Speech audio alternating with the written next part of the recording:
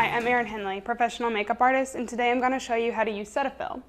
Cetaphil is a skin brand, and it has a bunch of different items within its line. So the most popular is really just the cleanser, and it's good for great sensitive skin. You can use it two ways, in its own form or with water. So if you're near a sink, that's preferable. But today what we're just going to do is get a damp sponge, and we're going to take a little bit of the Cetaphil, and we're going to go over the skin with it. So Cetaphil is really good to use at the end of the day or before the day. It's not the primary thing to remove makeup, but it is very good for your skin before you put your makeup on or right as you're getting into bed.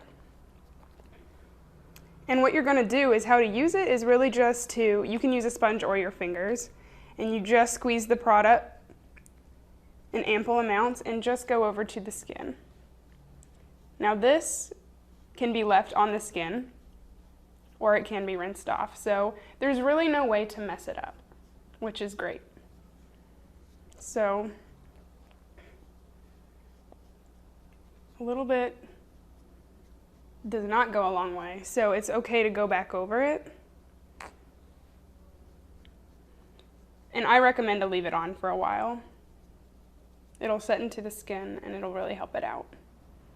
And like I said, it's great for sensitive skin, so it won't cause any inflammation.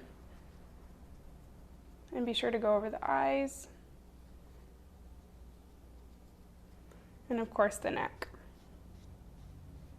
You can use this alone or with any of the other products that are in the Cetaphil line as well. I'm Erin Henley, and I just answered your question on how to use Cetaphil.